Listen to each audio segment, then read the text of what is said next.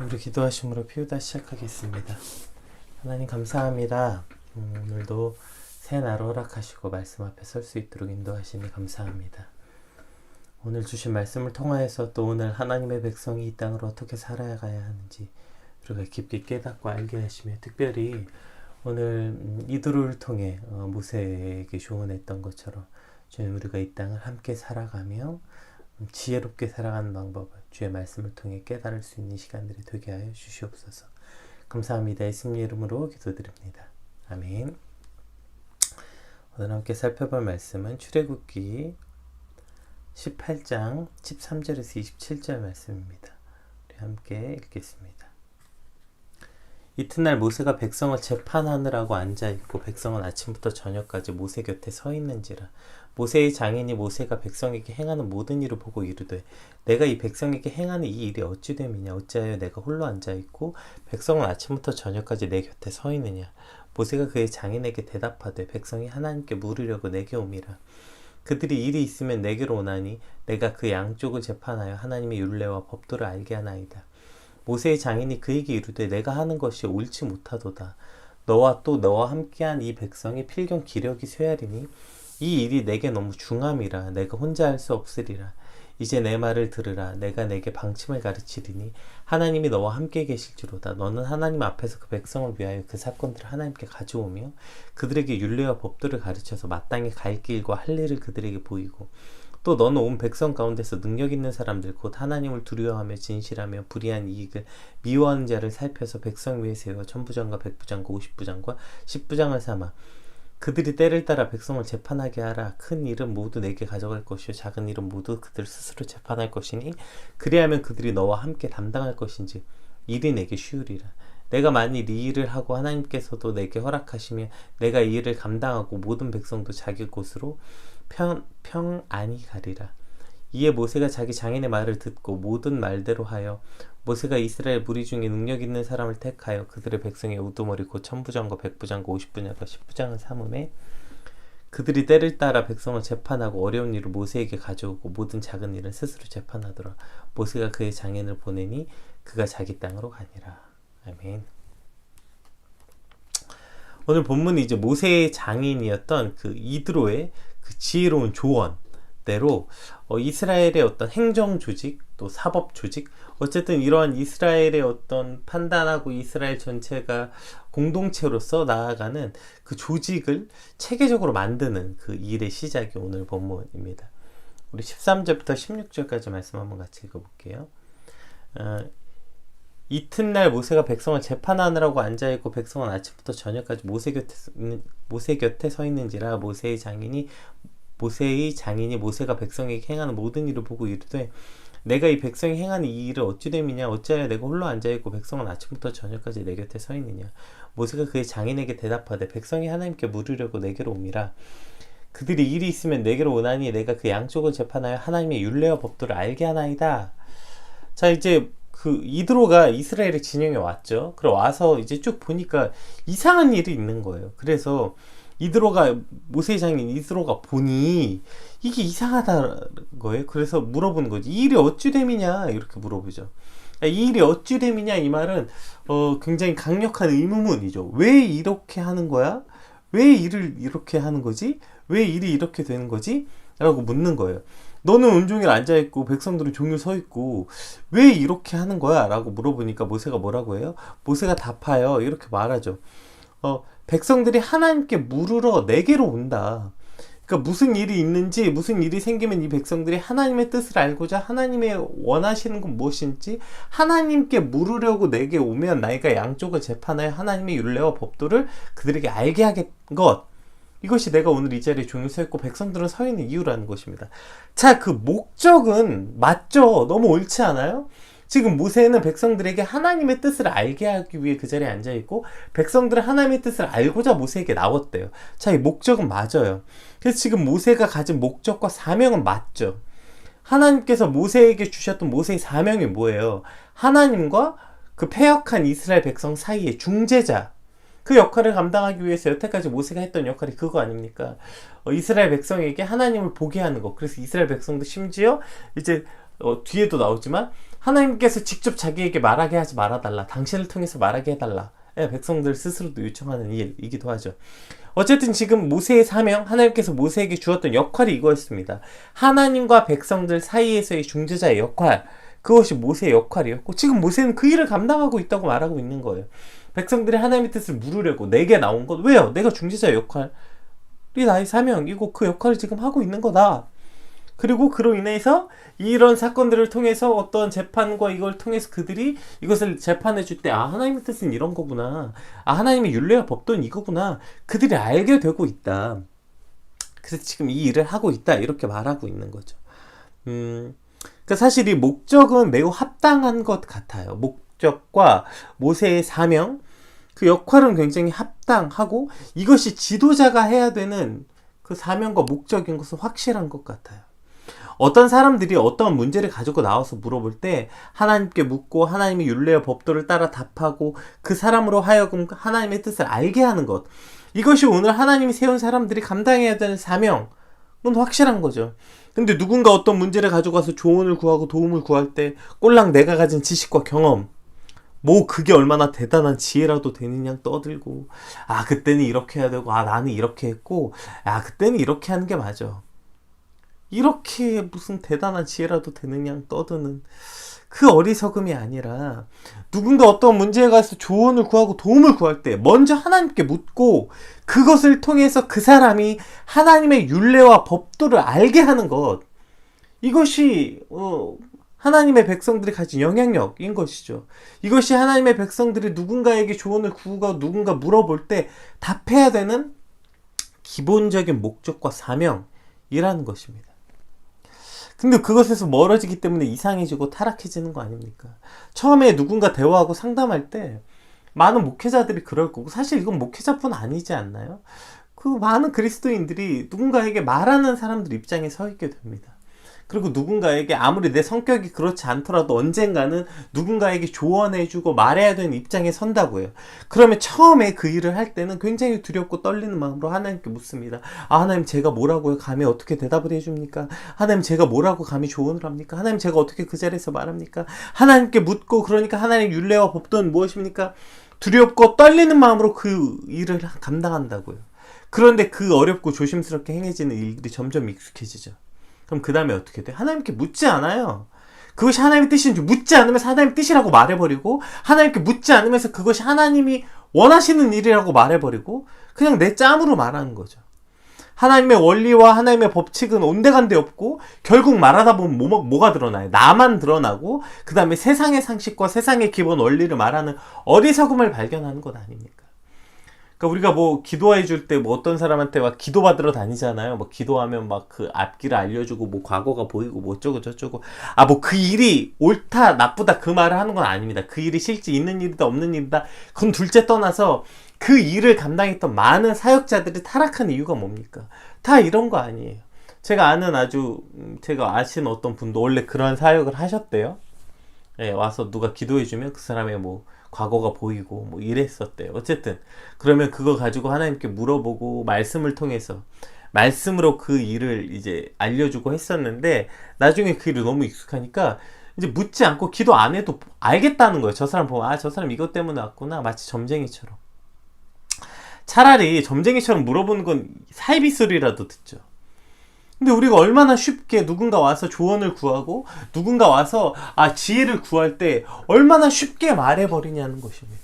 특별히 가까우면 가까울수록 자기 아내에게, 자기 남편에게, 자기 자식에게, 형제 자매들에게 얼마나 쉽게 말해버립니까? 하나님 뜻이 이거다, 하나님 뜻이 저거다.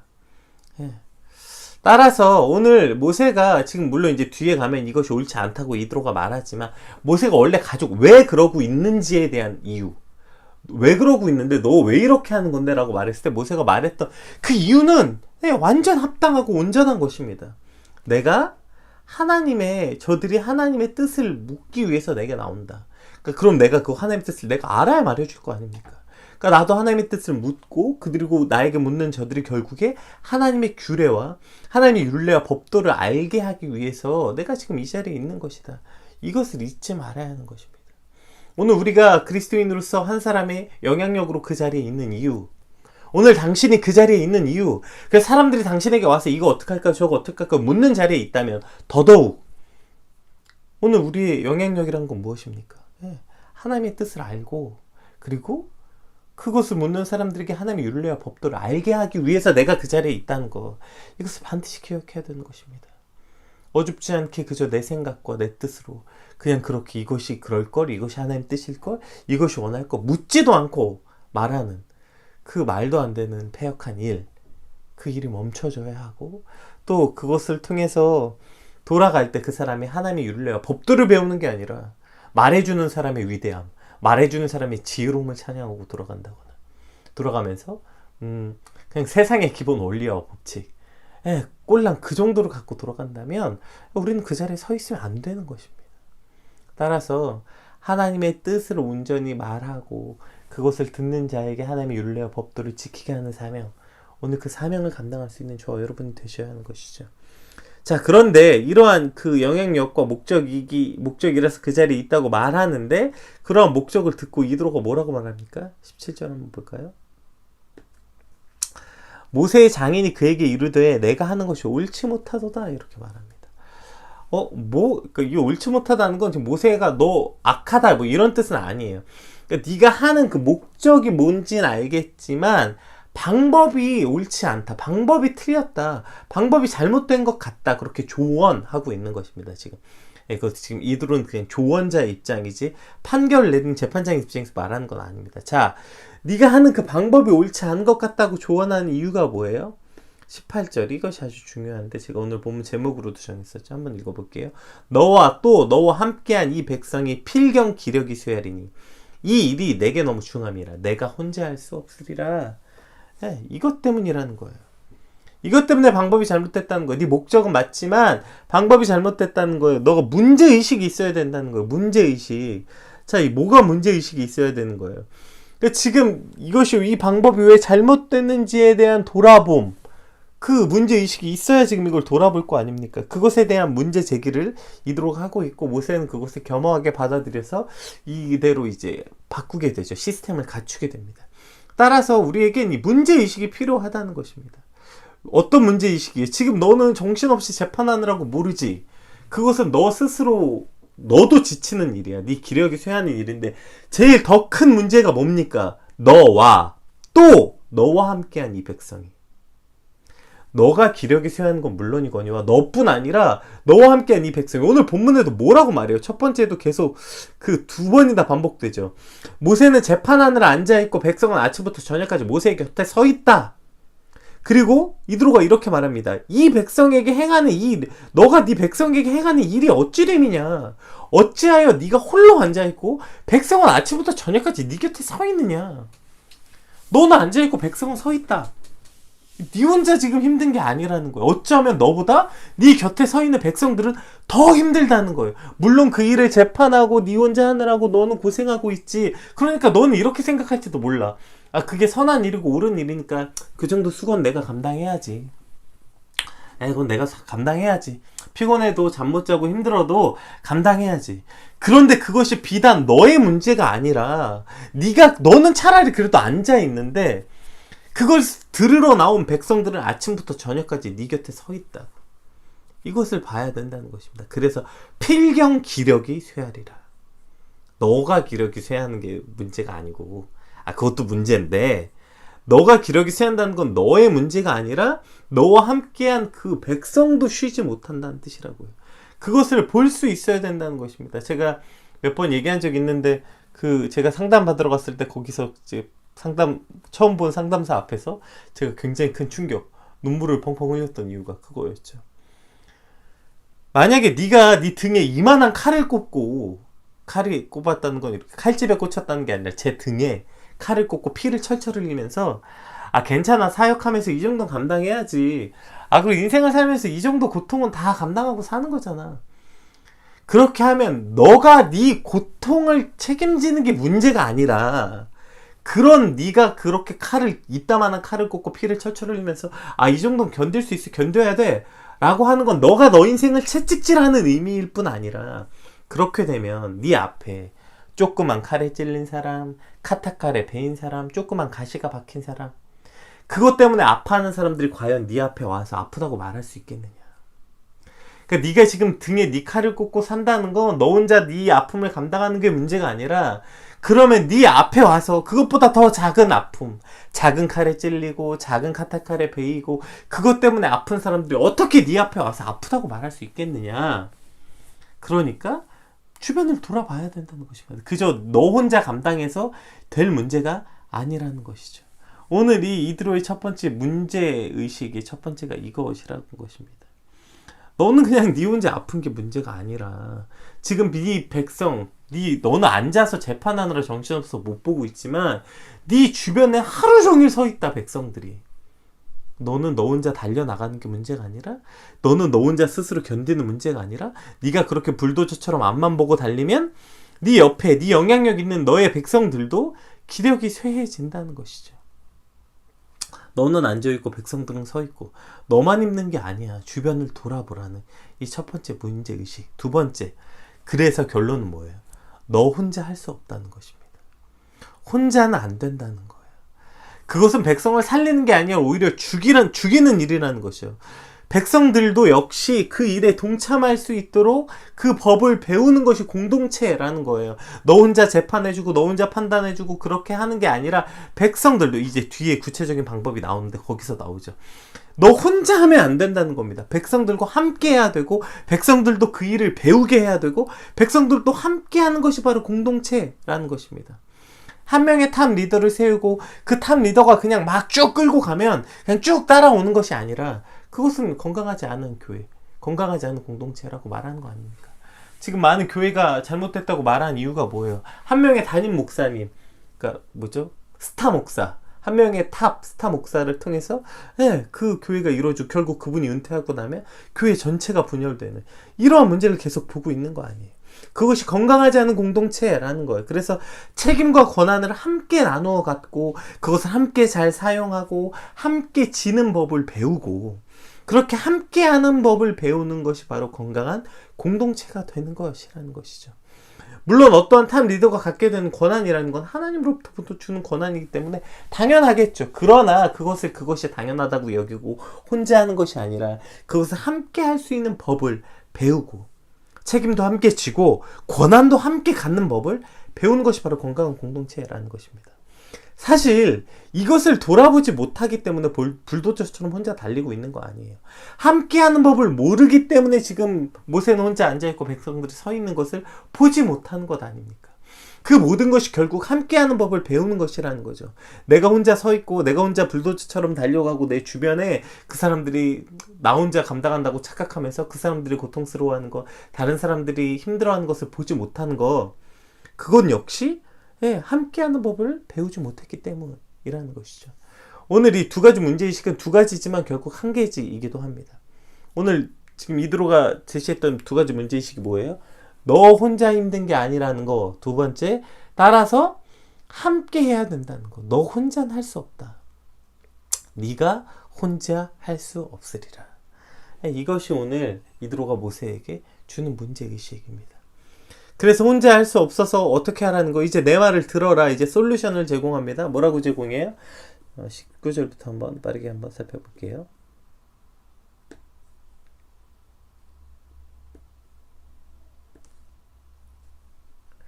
이제 내 말을 들으라. 내가 내게 방침을 가르치리니 하나님 너와 함께 계시리로다. 너는 하나님 앞에서 그 백성을 위하여 그 사건들을 하나님께 가져오고. 자, 똑같습니다. 보세요. 너는 하나님께 그 백성을 가져오고 사건들을 하나님 앞에 가져오고. 여전히 너는 역할은 똑같다는 거야. 하나님과 백성들의 중재자로 서 있고, 20절, 그들에게 율례와 법도를 가르쳐서 마땅히 갈 길과 할 일을 그들에게 보이고. 그러니까 그 전에는 율례와 법도를 네가 재판해서 알게 했는데 그게 아니라 가르치라는 거예요. 율례와 법도를 이제 가르쳐서 마땅히 그들 스스로 갈 길과 할 일을 알게 하라는 것입니다. 이것이 첫 번째 솔루션이죠. 그러니까 그들에게 너가 율례와 율법을 가르치는 것이 재판을 해서 네가 판단해 주는 게 아니라, 이제 그들 스스로 율례와 법도를 알 수 있도록 가르쳐라. 그래서 네가 판단해 주는 게 아니라 저들 스스로 마땅히 할 일과 갈 길을 알 수 있도록 가르치라. 이것이 첫 번째 솔루션. 두 번째 솔루션은 뭐예요? 너는 또 온 백성 가운데 능력 있는 사람들 곧 하나님을 두려워하고 진실함을 불의하고 이익을 미워한 자를 살펴서 백성들을 위해 세워서 천부장, 백부장, 50부장, 10부장을 삼아라. 자, 누군가를 세우라는 거예요. 그래서 그들에 따라 백성을 재판하게 하라. 너 혼자 재판하지 말고. 큰 일은 물론 네가 가져가지만 작은 일 모두 그들 스스로 재판하게 할 것이니 그리하면 그들이 너와 함께 담당할 것이니. 자, 여기서 핵심은 뭐예요? 너와 함께 담당하게 하는 것. 이것을 배우게 하라는 것이죠. 23절에 내가 만일 이 일을 하고 하나님께서 내게 허락하시면 내가 이 일을 감당하고 이 모든 백성도 자기 곳으로 평안히 가리라. 이에 모세가 자기의 장인 말 듣고 그 모든 대로 말한 모세가 이스라엘 무리 중에서 능력 있는 사람들을 택하여서 그들의 백성들을 우두머리 곧 천부장과 백부장과 50부장과 10부장을 삼음에 그들이 때를 따라 백성을 재판하되 어려운 일은 모세에게 가져오고 모든 작은 일은 스스로 재판하더라. 모세가 그의 장인을 보내니 그가 장이 땅으로 가느라. 자, 이제 함께하는 법을 배우는 것. 그러니까 사실 오늘 제가 서두에 체계를 잡았다고 말했지만 이것은 체계를 잡았다는 말 조금 더 달리 해보면 함께하는 법을 배운 공동체로 바뀐 것입니다. 그 백성들이 모세 혼자 독불장군처럼 하던 그 주먹구구 체계를 잡는다는 말은 어쩌면 이런 말인 것 같아요. 함께 하는 법을 배우는 것. 이것이 바로 체계가 세워지고 체계가 잡힌다는 뜻입니다. 이제 아까 말했듯이 첫 번째 솔루션이 뭐였어요? 율례와 율법을 네가 판단해 주지 말고 가르쳐 스스로 알 수 있게 하는 법. 두 번째 뭐예요? 능력 있는 사람을 세우래요. 자, 두 번째 솔루션이지. 능력 있는 사람을 채우라는데 여기서 말하는 능력 있는 사람이 뭐래요? 21절에 이것이 아주 핵심인 것 같아요. 이것이 하나님이 성경이 말하는 능력 있는 사람입니다. 자, 능력 있는 사람들을 세우는데 능력 있는 사람들이 뭐래요? 곧 하나님을 두려워하며 하나님을 경외하고 진실하며 불의한 이익을 미워하는 자. 이것이 곧 능력 있는 사람이라는 거 아닙니까? 사실 이건 그냥 비단 성경의 원칙만은 아닌 것 같아요. 요즘 많은 기업들이 이렇게 따지는 거 아닙니까? 요즘에 어느 청문회에서 그 사람의 도덕 검증과 능력을 좀 따로 판단해라고 말하는데 사실 이게 말이 안 되는 게 능력이 뭔데요? 그래서 많은 기업들이 인적성 검사로 능력을 판단하는 거 아닙니까? 토익 점수나 이런 것보다 요즘에는 더더욱 많은 기업에서 이걸 보는 거예요. 이걸 능력이라고 말하는 거예요. 하나님을 두려워한다. 그러니까 무언가 두려워할 줄 아는 사람. 그러니까 그렇기 때문에 하나님을 신실하고 두려워해서 진실할 수밖에 없고 불의한 이익을 미워하는 자, 정직하고 불의한 이익을 미워하는 자, 이것이 바로 오늘 성경에서 말하는 능력 있는 사람이라는 것입니다. 아무리 대단한 능력이 있어 보이고 지혜로워 보이고 똑똑해 보이고 스펙이 좋고 어쩌고 오늘 우리가 함께 하고 싶은 사람, 우리가 함께 그 자리에 세워서 그 능력을 갖게 할 수 있는 사람은 이런 사람이 아니라는 겁니다. 찬양팀에 누가 필요합니까? 전문가, 능력 잘하는 사람, 아니면 어떤 일에 영어, 어떤 각각의 전문가가 필요한 입장들이 있죠. 그런데 그 사람이 가진 전문 능력보다 더 필요한 게 뭡니까? 하나님의 공동체 안에서 능력은 뭡니까? 이거라는 거예요. 그 사람이 전공자냐, 그 사람이 전문가냐, 유학 갔다 왔냐? 아니요. 첫 번째, 하나님을 두려워할 줄 아는 사람이냐? 그 사람이 하나님을 경외할 줄 아는 사람이냐? 두 번째, 진실하냐? 세 번째, 불의한 이익을 미워하는 자냐. 예, 하나님을 경외하는 것, 그리고 거짓이 없는 진실한 사람이라는 것, 이건 더 덧붙일 게 없는데, 불의한 이익을 미워하는 자, 이건 뭘까요? 예, 욕심과 탐욕을 버릴 수 있는 자. 불의한 이익을 미워한다. 거꾸로는 불의한 이익을 좋아하죠. 사실, 불의한 이익을 싫어하는 사람이 어디 있습니까? 공짜로 누가 준다 그러고, 내가 일한 것보다 더 많은 거 준다는데, 누가 그거 싫어하겠습니까? 그런데 그런 불의한 이익이 결국에 탐욕과 욕심을 불러오기 때문에 그냥 공정한 이익, 내가 받은 것만큼 정직한 이익을 바라야지 그것보다 더한 이익을 바라고 더한 욕심을 바라는 사람, 그러한 사람들이 옳지 못하다. 그러한 사람들이 능력이 없는 사람이라고 말하고 있는 것이죠. 오히려 능력 있다고 말하면서 스펙도 있고 대단하고 학벌도 좋고 유학도 갔다 오고 어마어마한 거 갖고 있는 것 같지만 결국 그들은 하나님 두려워하지 않고 진실하지 않기 때문에 불의한 이익을 좋아하고 결국 자신의 이익을 탐하고 더 많이 가지려고 노력하고 애쓰고, 이러한 자들은 성경으론 능력이 없는 사람인 것입니다. 오늘 여러분 어떤 능력 있는 사람이 되기를 원합니다. 두 가지입니다. 여러분 스스로는 어떠한 능력 없고 싶은 사람이 어디 있습니까? 다 능력 있는 사람이고 인정받고 싶죠. 근데 내가 생각한 능력이 무엇입니까? 여러분, 오늘 성경에서 말하는 이것이 능력임을 반드시 기억해야 됩니다. 오늘 우리가 우리 삶에서 나는 능력 있고 싶은 사람이라서 우리가 노력하고 애쓰고 채워야 되는 스펙은 바로 이거라는 거예요. 하나님을 두려워하는 게 내 스펙이고, 진실한 게 내 능력이고, 불이한 이익을 미워하는 것이 바로 능력이라는 것. 이것이 오늘 우리가 사모해야 되는 능력이 되시길 주님으로 축복합니다. 또 두 번째, 내가 함께하길 원하는 사람도 이러한 사람이어야 된다는 것입니다. 어떻게 하면 저 사람이 내 인생에 도움이 될까? 어떤 사람이 내 인생에 도움이 될까? 어떻게 하면 저 사람을 세우면 이 프로젝트가 더 잘 될까? 우리 공동체를 좀 더 어떻게 더 잘 해볼까? 어떤 사람이 이득이 되는 사람일까? 그 이득이 되는 사람이 이런 사람이라고요. 하나님을 두려워하고 진실하며 불의한 이익을 미워하는 자. 그 사람을 세우라는 것입니다. 오늘 우리에게 주신 말씀을 통해서 혼자 할 수 없다고 말합니다. 이것이 첫 번째 문제의식. 여러분, 혼자 할 수 없습니다. 여러분도 저도 누구도 혼자 할 수 없어요. 그리고 그냥 나 혼자 감당하면 되지. 아니요. 착각하지 마십시오. 내가 더 열심히 하면 되지. 아니요. 여러분의 열심이 여러분 주변에 있는 사람을 고통스럽게 한다는 것 또한 기억해야 됩니다. 그래 그냥 나 혼자 열심히 하면 되지. 아니요. 여러분 혼자 열심히 하느라 앉아있어서 못 보지만 그 주변에 서 있는 사람들이 있다는 것을 반드시 기억해야 됩니다. 따라서 절대로 혼자 할 수 없습니다. 혼자 할 수 없기 때문에 우리는 나누는 법, 함께하는 법을 배워야 하는 것입니다. 그래서 그것을 함께할 수 있도록 가르치고 또 능력 있는 사람을 키워내고 능력 있는 사람과 함께해야 되는 것입니다. 능력 있는 사람과 우리의 책임과 권한을 나눠야 하는 것입니다. 우리의 책임과 권한을 능력 있는 사람과 어떻게 나눠요? 하나님을, 우리도 그런 사람이 되어야 되는 거죠. 하나님을 두려워하는 자, 진실한 자, 불의한 이익을 탐하지 않는 자. 오늘 우리가 그러한 능력 있는 사람이 되길 소망하고 또 그러한 사람들과 함께하는 법을 배우는 오늘 저와 여러분의 삶이 되시길 주님으로 축복합니다. 누구도 혼자 할 수 없습니다. 하나님, 함께하는 법을 배우게 하여 주시옵시고 누구와 함께해야 되는지 오늘 말씀을 통해서 확실한 기준점을 따라 살게 하시고 나도 누군가에게 그러한 함께하고픈 사람이 되게 하여 주시옵소서. 우리 오늘 받은 말씀 놓고 함께 같이 기도하겠습니다. 기도합시다.